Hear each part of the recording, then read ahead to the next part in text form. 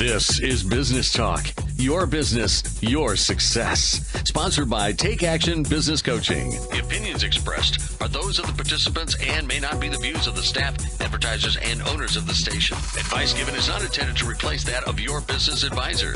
Now, let's get down to talking about your business, your success. This is Business Talk. Well, good afternoon. I like it when Alan dances. It must be a good day today in Ohio.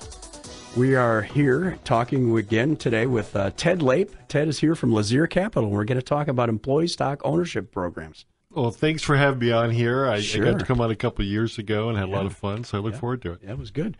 So one of the things we like to do is give a little good news. We've got a little bit of good news here about record jobs run fuels economy. This is right out of the Wall Street Journal. So we added 209,000 jobs in July. Unemployment rate fell to 4.3%.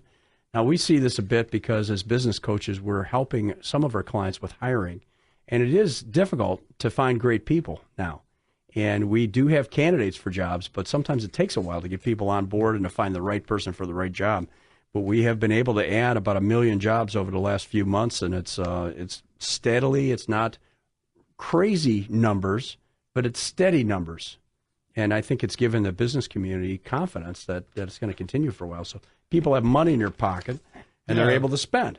And we're seeing that too. I mean, we deal with a lot of businesses that are thinking about selling or in the process of selling, and virtually all of them are growing and adding people, and a lot of them are having a hard time finding good people. Right. And our clients are growing anywhere from 10 to 25% a year. And it's been steady the last 3 years. They're growing at a very rapid pace, which causes some other problems sometimes, but it's good news. I've got another article here. Amazon pushes staff to expansion. So Amazon's going to hire 50,000 new positions in the U.S. to have a giant job fair because they're preparing for the Christmas holiday season. So some of these are part-time or semi-permanent jobs, but it's got 300,000. They will have 300,000 in their workforce. In 2011, they had 30,000. That's 10 a lot of times the number of people. Oh, my gosh. So that's good. Anyway, so we're here. We're talking with Ted Lape with Lape Capital. And if I'm a business owner and I'm 50-plus years old and I'm thinking, well, you know what? Maybe I won't want to do this when I'm 98. What are my options? What are some of the things that I might be thinking about? And you guys have already thought about some of these, but it might be fleeting moments, right? And then you're back to work. Yeah. And pretty soon 5 years goes by. Well, Pete, it's interesting you ask that because we have those conversations every day. And what we're seeing is the Exit Planning Institute recently did a study, and they called up thousands and thousands of the kind of companies we deal with, which might be sales of 8 to 100 million, 150 million. Okay, so like middle market market, lower middle market. Okay. And 50% said they're thinking of selling in the next 5 years. 50%. 75% the next 10 years. Okay. And it's just the baby boomers are getting that age. Right. And we've seen a real shift in what people are thinking when they look at their options. Before the great downturn and maybe in the great downturn, we did a lot more M&A or mergers and acquisitions, which is basically selling you to your competitor. Okay. You can also look at private equity, but typically companies of that size are less attractive to private equity because they want a little bit bigger. They want larger. And you said 100 million in sales? Is that kind of the that's kind of the top we get to is probably 150 million. Okay. And we're doing some right around 100 right now. But, and those you can get private equity interested in, But typically, your best buyer is your competitor. Okay. And back before the great downturn, during the great downturn, we saw more people wanting to do that. Today, more people wanting to actually sell. Just sell. Yeah. Get their money. Get my money. Go to Florida. Yep. I'm done because they had a friend who got 7-8 times their cash flow. And, hey, that's great. Let me get my money. Yep. Today, we're seeing this other option that some people historically have thought is more of a last resort or an exotic option.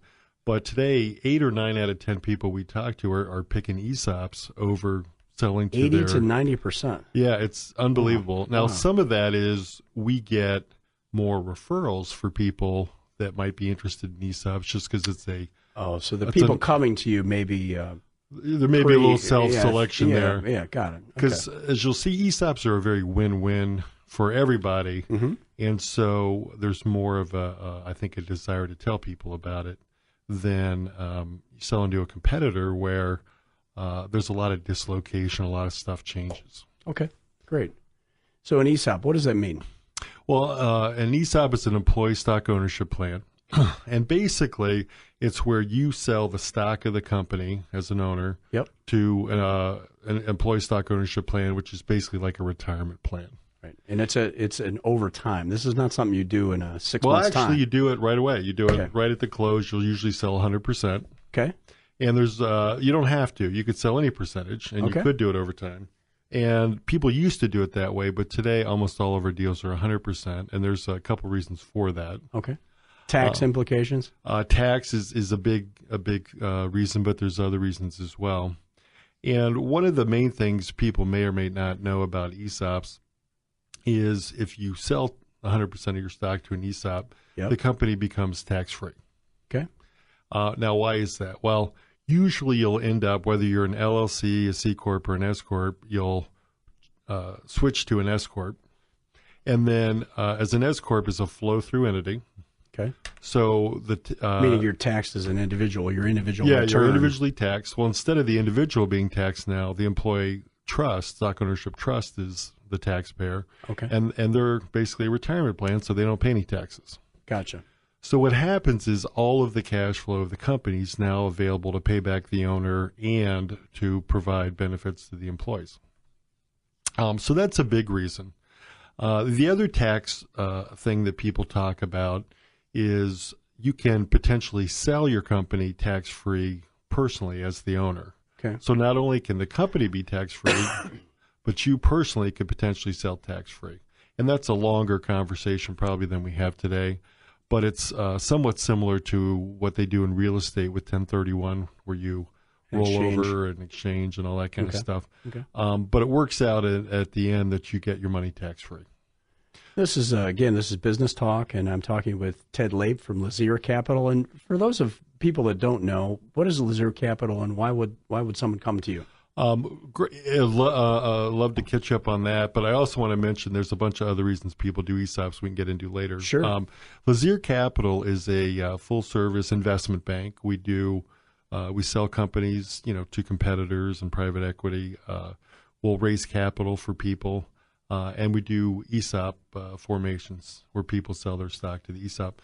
We also own companies. So we feel like that makes us a little more, real world in that we own companies and we've had to deal with all the issues that most people deal with. Right. Only more so because the ones we bought were in trouble and we had to turn them around. Okay. But you may get a bargain sometimes. Yeah, well, that's the hope. You hope. But the rule of thumb is it takes twice as long and twice as much money as you think when you do it. Okay. But we also advise companies to get in trouble, so we're lucky to have that expertise in-house. Great. So tell us a little more about the ESOP program. Why would someone go in that direction? Well, so I started with the tax benefits because that's sort of the headline that grabs people. Okay. The next thing, though, is we hear over and over and over again is I really like what I'm doing, and if I sell to someone else, they're going to control it, and I'm not going to like working for someone else, and, I want to keep running it. And with an ESOP, you can keep running it. Oh, so control would be reason number 2. So beside the tax benefits, I could work for another 5 years if I felt like 5, 10, 100, however long you can last. Yeah. Wow. Hopefully you can live that long. Yeah. But the employees, the stock is owned for the benefit of the employees. It's not like they're voting on whether you're going to hire someone or open an office or any of that kind of stuff. And you, as the owner, how would that work? Your amount of stock, or so you no longer own the stock; it's in the trust. However, you, like all the other employees, will get stock, and because stock's allocated based on what you make, you'll probably get more stock than anyone else. Okay. So you'll be the biggest shareholder in the new entity. But basically, the board runs the company, and the trustee that holds this stock is what's called a directed trustee, meaning they do what the board tells them unless it's somehow going to violate ERISA and not be fair to the employees. So it's a longer discussion, but basically the seller gets to keep running the company. Okay. And as far as the timing goes, what are the first couple of steps in this process? Well, so the first thing that normally happens is someone will say, hey, I'm interested in learning more. Yep. They don't want to share their financials or get too much information out there. So what we'll do is we'll do what's called a feasibility analysis, but we'll start with a pretend one with a made-up company. Okay. So we'll talk about how an ESOP works, and then we'll get into how the numbers look for a made-up company. So without their real data. Right. And talk them through the process using this fictitious company. Yeah, it's kind of like a case study, and then it's usually somewhat similar to their company, so they get an idea. And it helps with their comfort level with going into something like this. It's a pretty big decision. Yeah, and then once they get comfortable with that, they'll share their numbers with me for a real feasibility analysis. So when we get back, we'll continue talking to Ted Lape here about Lazier Capital.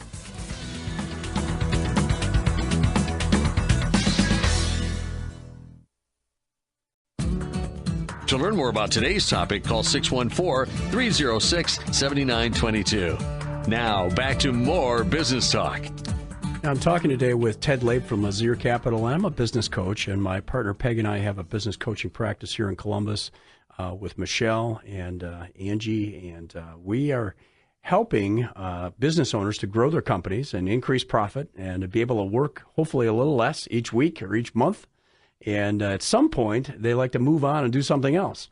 And as Ted mentioned, you may want to stay working in your business till you're 80, but you might want to do it one day a week, that kind of thing. And an ESOP is one way that I could do that and still be around the thing I love. That's exactly right. One of the keys with doing an ESOP is having great management. Now, a lot of times when we do deals, the owner is a huge part of the company, and maybe there's not all that infrastructure management that there could be. And so what they'll do is they'll still do the ESOP, but they'll commit over the next 3 to 5 years to start training the successors and really filling out the management team. Okay. So that they can step away and work one day a week, or work less overtime, and maybe even leave altogether. Yeah, from a coach's perspective, if you're even thinking about this process, one thing we like to ask people to do is to think about where they spend their week. Mm-hmm. Just get an idea of the top 10 things that eat up your week. And then is there someone in the organization that could or should be doing some of those things? And make sure they know how to do them. So if you ever want to take a month off and go to Thailand, you can do it, right? And then if you sell the company, you'd be able to exit and not be a drain on the new owner. Yeah, it's amazing when we go through the process, people start to really realize where there's gaps. And they have to put together a plan to address those gaps, or no one's going to buy the company. Right. If you're essential, yeah, and you're not there, that's a problem. That's a problem. Okay. So that's one of the reasons people do ESOPs, though, is they're going to be there. Right. And if they sell, they know the buyer may say all the right things, but that culturally things are going to change. After the papers are signed. After the papers are signed. And, there's a funny story that, it's not funny, I guess, if you're the seller, that an attorney told me where the buyer said all the right things. We're buying because of you, Mr. Seller, and we love you, and we want you to be a part of this. And the owner, bought into that, was excited about continuing to work because he liked golf, but not that much. Right. And so they get to the closing. They close on a Friday. Owner comes in Monday, excited to work, and his desk is on the loading dock. They're ready to go, and they're like, First day. Bam. Hey, you can go home, and we'll send you the check. And so people have heard those stories, and that's one of the reasons they want to keep running it. Okay, great. Now, one thing, you mentioned tax benefits. Can you give us an example of, I own this company that's worth a certain amount and throwing off X amount of cash every year. What could the tax benefits be for me if I went through the ESOP process? Well, a lot of times will use an example of a company with $2 million of earnings because we run across a lot of those. Okay. And if you're making $2 million and you don't have a lot of write-offs, and you're an LLC or an S Corp, you're typically paying all in about 45% taxes. So that's somewhere up to $900,000 in taxes. Well, if you want to sell to your employees or anyone else, usually key management or employees don't have any money. So if you are going to finance the whole thing, it's not enough money to make a dent in the value of this company. Exactly. So they may have a couple $100,000, but you're talking millions and millions of dollars. So if you're going to finance the whole thing, it's going to take like 15 years with after-tax dollars. What you find with an ESOP, because you're tax-free, you not only get the purchase price, but you get millions of dollars of interest because you're self-financing part of this. Okay. And you get all your money usually in 5 or 6 years. And that's because you're tax-free. And if you take a typical $2 million profit company, we'll do a calculation on the present value of that tax savings for a 20-year period. Okay. And that's, what's the value of that tax savings in today's dollars? To you. It's typically around $13 million. Okay. So the present value of tax savings. Yeah. Not the earnings, but the tax savings. The tax savings. So a lot of people view that like, hey, the government just wrote me a check for $13 million. And that pays for that the sounds sale. like fun. Yeah, it pays for the sale, and it pays for some money for the key employees and the employees. Okay. Okay, so tax benefits. And then you mentioned you can stay employed. And Yeah, you can make sure that you stay employed. Yeah. Nobody else is going to be pulling the strings and kicking you out or putting your desk on a loading dock. Right? Nope. You're going to typically keep running the company. Okay. Every deal we've done, they've kept running the company to more or less extent. Okay. Sometimes they have more management and they spend less time. Sometimes they have less. But all of them are putting in a plan where they no longer are going to be spending a lot of time there 5 years, 6, 7 years down the road. Right. But they can, of course, stay longer if they want. Okay. And that's really their discretion. It's their discretion. Mm-hmm. But there's a lot of other reasons people do ESOPs. And I don't know, would you like me to get into those Oh, as yeah, well? absolutely. Yeah. Usually what we hear a lot is, I've made a lot of promises to my employees, but what I care about all my employees, but I really care about those key employees, my head of sales, my head of operations, my CFO. People that were there when you started the place up and stuck with it. And they've really helped me grow it. Right. And I've made some promises to them. If I sell to a third party, they're not really going to get anything. Maybe they'll get a little bit of an incentive, but that's not really what I was hoping for. In some cases, when you sell, those key employees get replaced. They do. That happens. That happens more than you'd think. With an ESOP, stock's allocated based on what you make, so you get more if you're a key employee making more. But also, we'll usually put in a stock appreciation rights program, kind of like stock options, and that's outside the ESOP plan. And there's a certain level of that, usually up to 15% of the value of the company, we can do without lowering the sale price to the seller. And they like that because on a $2 million EBITDA company, that's usually hundreds and hundreds of thousands of dollars to the key people, $500,000, $600,000, $700,000, $800,000 to the key employees after 5 years, and then there's more the next 5. So that and accumulates the next 5. for a 5-year period. Yeah. So there's a payout. And some of that's for sticking around, and some of that's if they can beat projections. Okay. So it really incentivizes those key people to stay and to drive value. Okay. And the employees obviously do well because they get stock. The other thing is a lot of people own real estate in separate LLCs. Right. And if you sell, especially if you're in a small town or somewhere, not in the middle of Columbus, or you're going to have an empty building because the buyer wants to consolidate. And if you're in a rural part of the state, it could sit empty for years. Oh, yeah, absolutely. Easily. Yeah. And you could just picture some big plant empty. Or even if you're not, you got to go find someone else to be in your plant. Right. With an ESOP, you can either sell the plant or the building or whatever you do to the company, or you can sign a long-term lease. Long-term lease. Which is great. And then the process, people really like the process because one of the first things we hear when we're going to sell someone to a competitor, we do a lot of things to protect their confidentiality and to keep the competitors from learning all their secrets. But if your best buyer typically is a competitor if you're going to do a third-party sale. Okay. And people are worried, hey, if they come through, they're going to learn all my secrets, and that's not good. I don't like that. And my employees are going to see all these people coming through, right? And they're going to drill and drill and drill on everything. They get worried. Yeah. Right. Mm-hmm. So it's a harder process. With an ESOP, none of that stuff happens. There's confidentiality.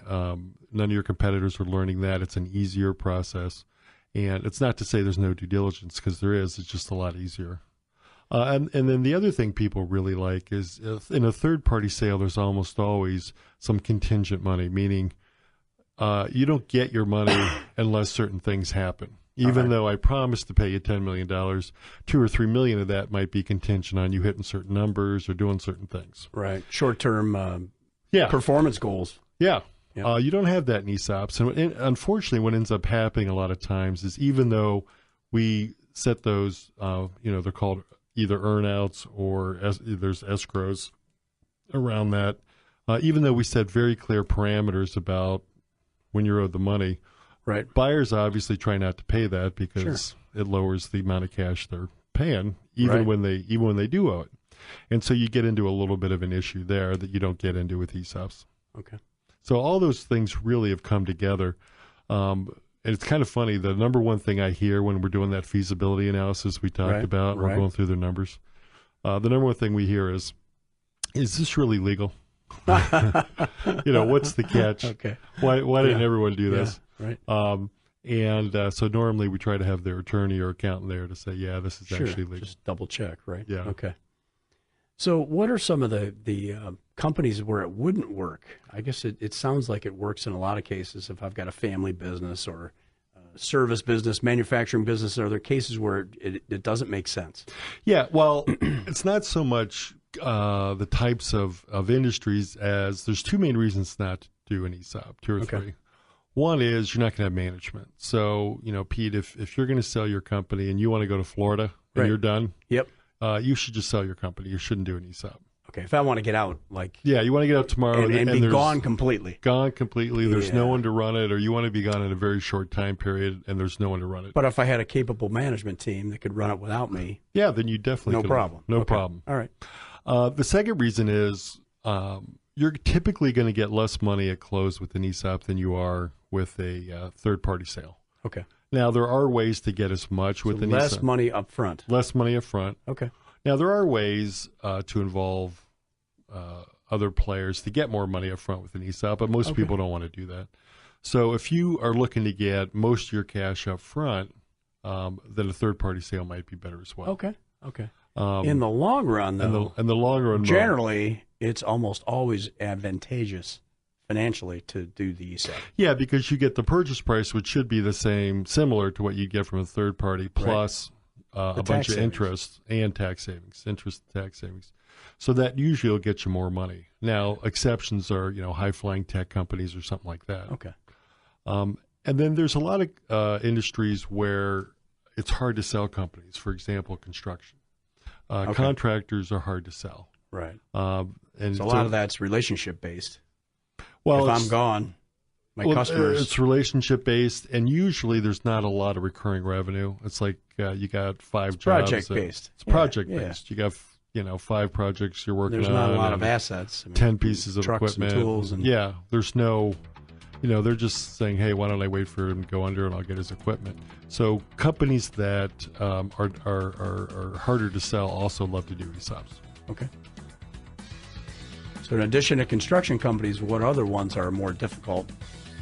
Well, you may have either smaller companies that like under 10 million in revenue. And revenue. Sometimes there's not a lot of buyers, or if you're in a really unique niche kind of industry where no one, you don't have understands. Yeah. Okay, great. So we're talking today here with Ted Lape from Lazier Capital about ESOPs and actual third-party sales of your business and how you might prepare for that, and what are some of the positives that you could get from that. If you want to learn more information, we'll give you his contact information when we return.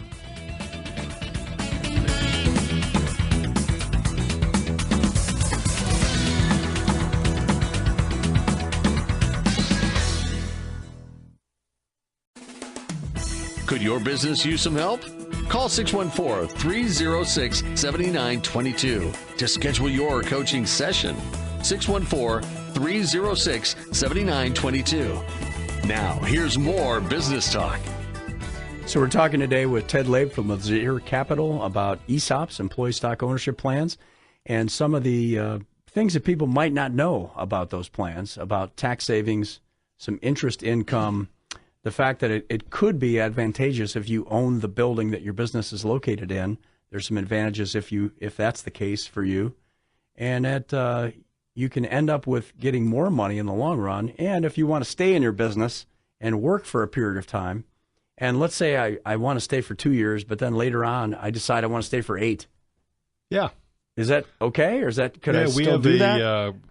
Bunch of clients who have done exactly that. 'Cause okay.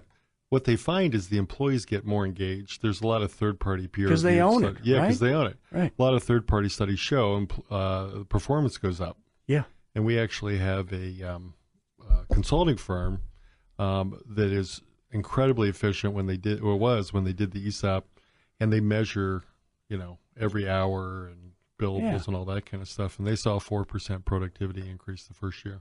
And 4%, if it's actually shows up in the bottom line, that's, yeah. that's huge. It is. Huge. Yeah. Well, and 100% of that increase shows up in the bottom line because your costs don't really. And change. it makes sense. Yeah. It does make sense. If they're owners, they're going to think a little differently. Yeah. We've seen that in our experience, where people are selling to their employees, and the employees, the managers in particular, are very engaged, and they think about things a little differently. When you're an owner, right? You do think about things differently. You have to communicate a little bit about, hey, there's this benefit, and here's why it's good for you, and all that, and not just do it purely for the tax reasons. You have to kind of embrace the culture. Okay. But what you'll see at ESOP conferences and with ESOP companies is they get very excited about it, and the employees want to talk about their company. Good. So let's, for the listeners out there, let's pick a company that you went through this in the last few years, last 4 or 5 years, and walk us through an example of how it worked for somebody. Yeah. So a lot of times we'll go out and meet with someone, and they've been thinking about selling for a while, but the whole idea of they haven't acted on it. They haven't acted on it because there's some real psychic trauma around. I'm going to have to leave probably, even though they say I'm going to stay. Yeah, especially if you started this company. Yeah, it's your baby. It's your baby. Yeah, the name's going to change. They're going to change everything. What's going to happen to the employees? And so a lot of times we'll come in, we'll do the feasibility analysis, and I'm always surprised. They're just like, let's go. Okay. But I'll give you an example of another one that tried the sale to a third-party process and then came back to us because it exemplifies all of the... It pulled the plug on the sale. Yeah. And, as I said, we do third-party sales, and most of them go really well, but this one example kind of exemplifies why people do ESOPs. Okay.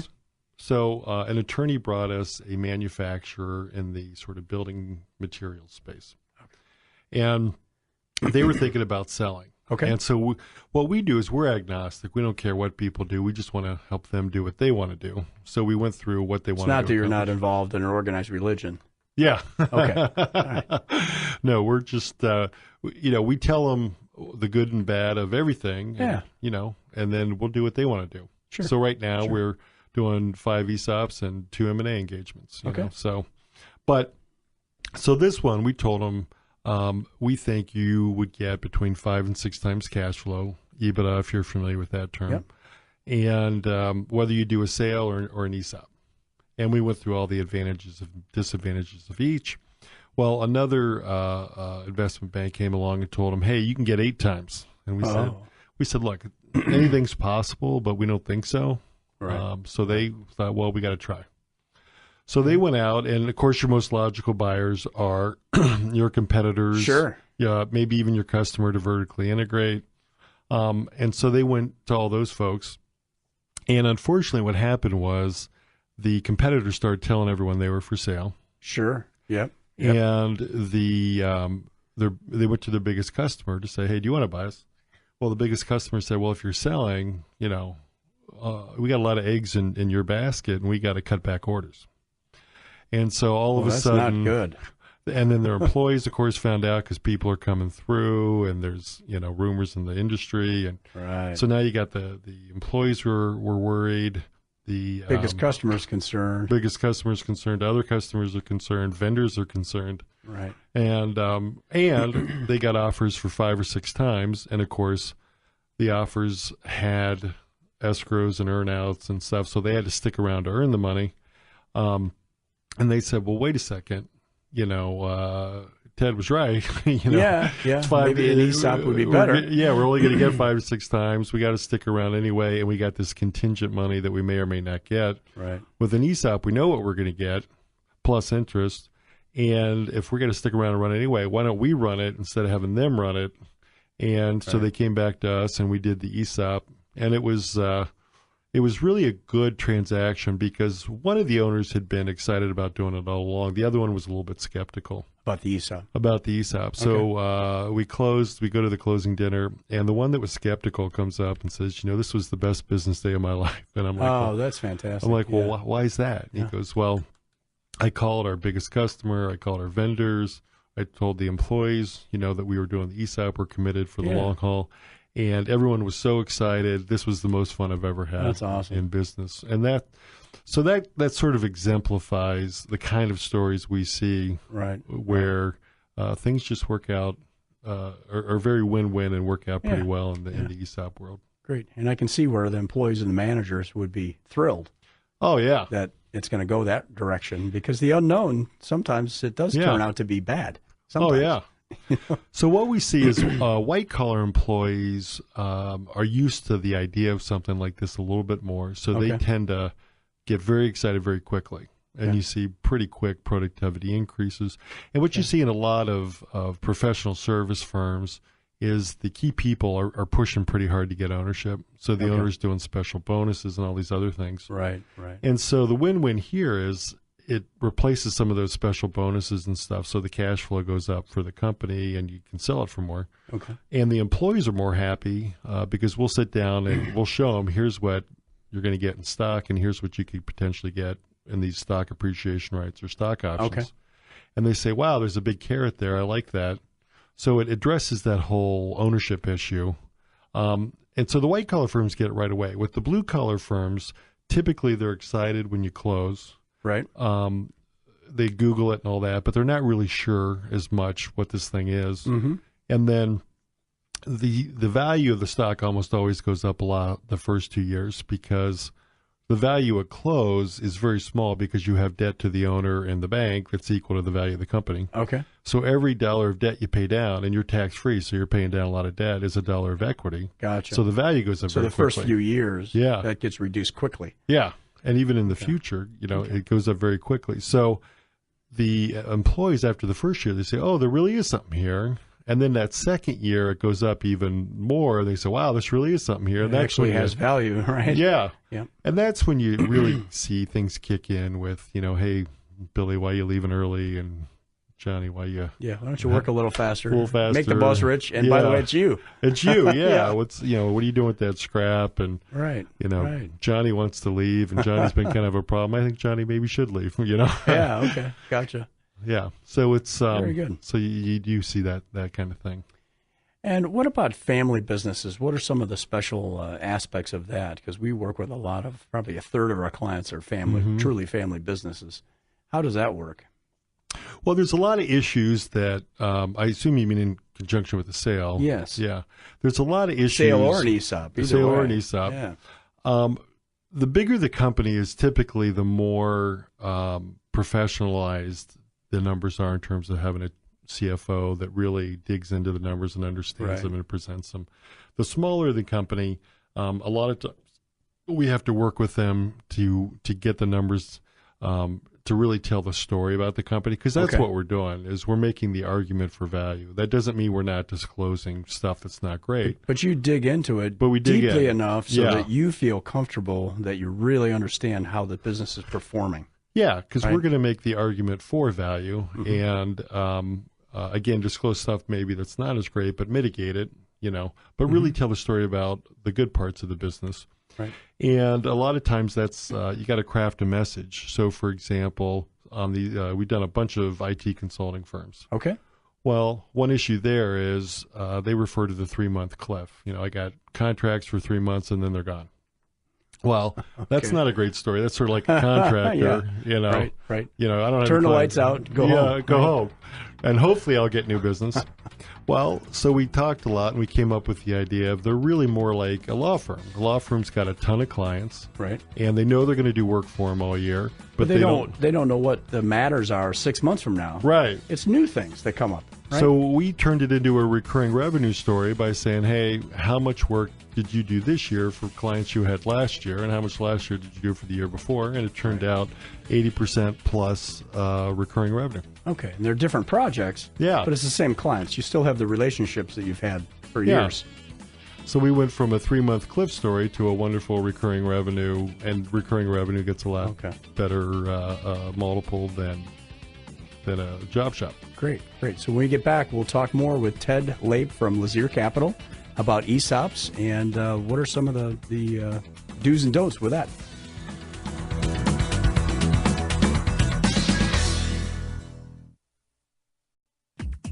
To learn more about today's topic, call 614-306-7922. Now, back to more business talk. So we're talking today with Ted Lape from Lazier Capital, and Lazier Capital is based here in Columbus, been operating for quite a long time. Mm-hmm. We've been around for 18 years. 18 years. Yeah.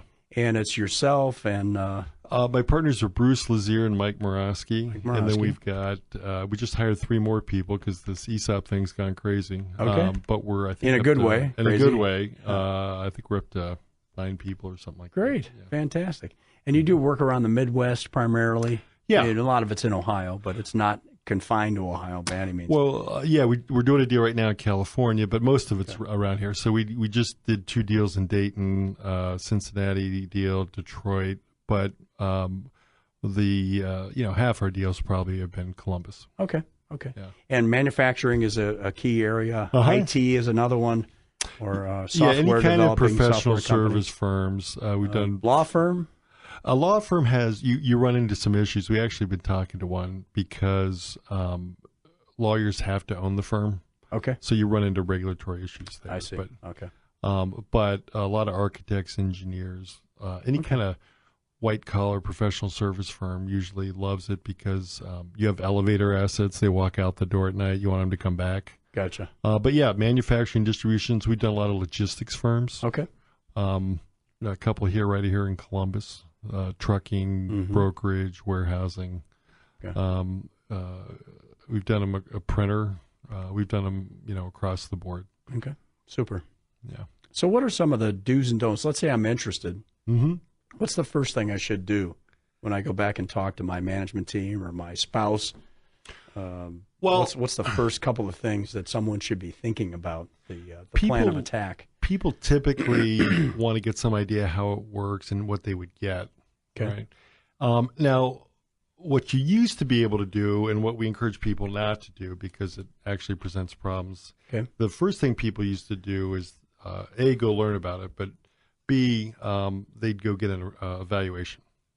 And they'd say, because the way it used to work is you could go to a valuation firm, say, what am I worth? And they'd say, $10 million. And you'd say, okay, that's okay, I'll do an ESOP. All right. Well, the problem with that is a couple-fold. One, if you just go to a valuation firm and say, what am I worth, you're going to get a lower value if there's no one making the argument for value. Because the Department of Labor eventually is going to look at all ESOPs. And so valuation firms say, well, if I go low, I don't have to worry about anything. However, if there's someone on the other side making the argument for value and documenting why something's worth more, then you can go higher. So you do an evaluation yourselves?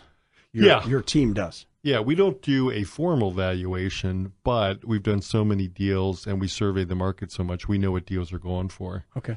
What companies are worth. Really. Yeah.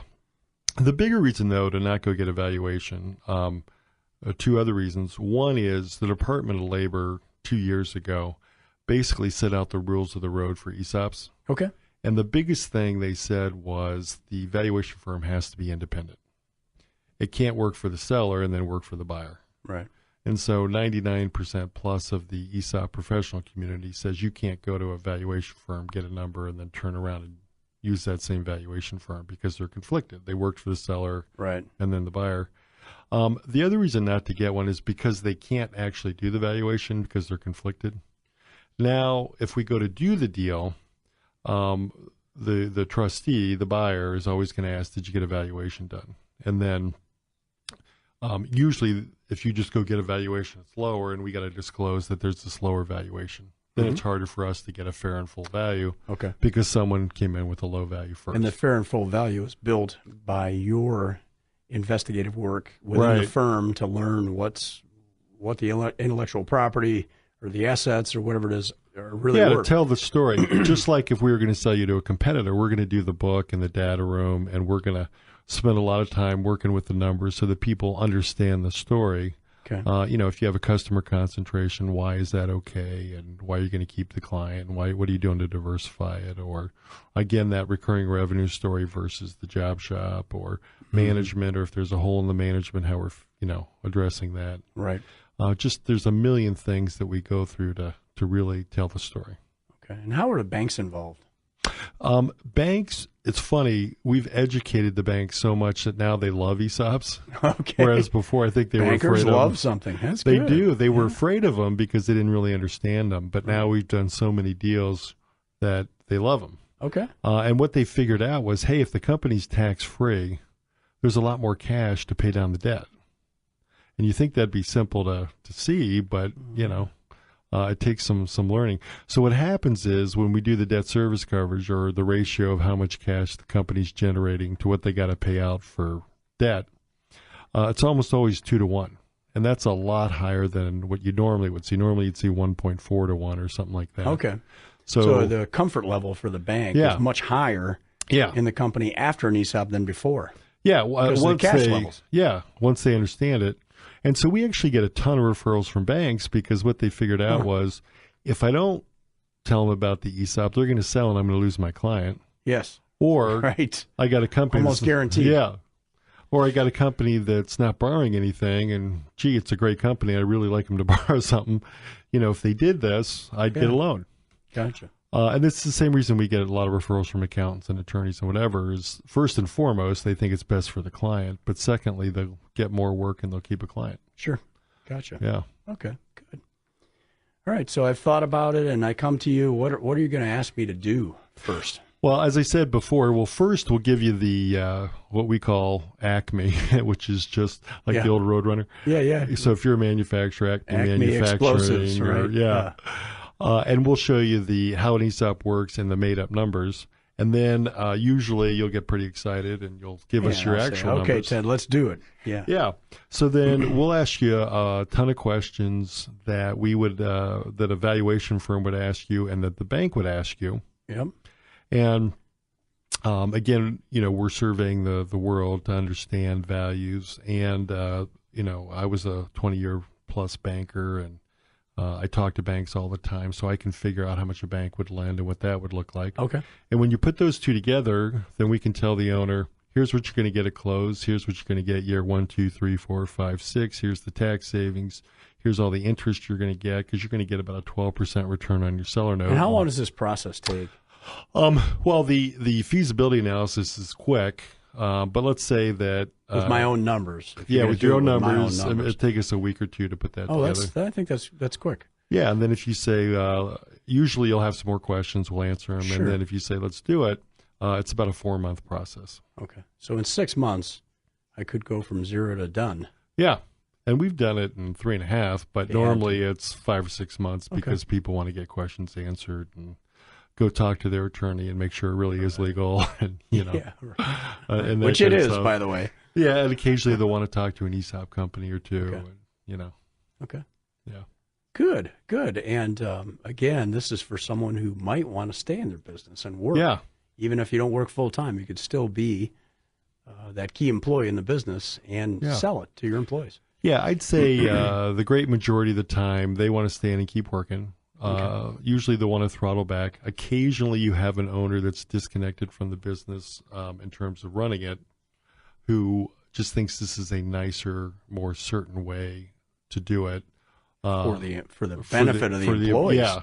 And they can, I could see that. and they could continue to control the board, but to have a majority of the board. But they'll do that, and then over time maybe they'll phase out or not. Okay. Yeah. And you mentioned earlier directed trustees. Who is that? Who is that group? Well, there's 3 or 4 big ones in the industry, and what you'll see with ESOPs is it's a very national kind of practice because it's so nichey that they're experts. The best experts are around the country, so we don't typically use very many people in Columbus. Okay. We use people in Chicago and Minnesota and all over the country, Washington D.C. Okay. Because they're the most sophisticated and they really understand this stuff. So they do a lot of this. Yeah, a lot of it. So whether that's the trustee, valuation firm, attorneys, trustees, etc., they're national experts. Okay. And the relationship between them and the owner, the business owner, how does that work? So the owner will go ahead and interview 3 trustees, for example. All right. And they'll pick one. And then the trustee will hire the valuation firm. Okay. But it's as the the valuation firm hired by the trustee, it's usually off their approved list that we know all the players on there, and they'll usually, make sure that we have some comfort with whoever they're hiring, but it's theirs to hire. And then we'll usually help them bring in the attorney if they don't have an attorney that understands ESOPs. Right. And then we'll also talk with the trustee about who they're going to use for their attorney, et cetera. So that's sort of how the gang comes together. And we've done so many with these groups that we understand how each other works. Okay. So if I'm interested, how would I get a hold of you, Ted? Well, you can just call our office, which is 614-221-1701. Okay. And, talk to me or go to our website, laziercapital.com, Lazear Capital. Okay. So not laser, but Lazier. Lazier. Yeah. And you're here in Columbus. And we're here in Columbus, and we'll talk to anyone, even if they're not thinking about doing it for a while. One of the things we do here is, hey, I don't want to leave for 5 or 6 years. Right. Well, guess what? It takes 5 or 6 years to get your money with an ESOP, so you should be thinking about it now. And, of course, we love people who just want to sell the company as well, because we're great at that, and we love to help them accomplish that as well. Okay. And starting early is a good idea. Yes. As a business coach, we like that. A lot of folks don't plan enough for 5 to 10 years from now. Yes. And whether you're going to be in the business or not, but what's the end game? Exactly. What is your end result of what you've built? And do you want to stay with it as you retire? Do you want to retire slowly like a lot of us are doing now, cutting back to 4 days and 3 days and so on? Or are you going to just have a drop-dead date? Not that you're going to drop dead. And we spend a lot of time talking to people about maybe where there's gaps in what they're doing, so that if they could fill in those gaps, they'd be worth more. And some people choose to fix them, and some people say, hey, I can get enough without doing that. Let's do it. Okay. That sounds good. Again, it's Lazier Capital. It's here in Columbus. And the phone number one more time? 614-221-1701. Great. Thank you, Ted. Thanks for coming in, and we'll see you next Saturday at 1 o'clock.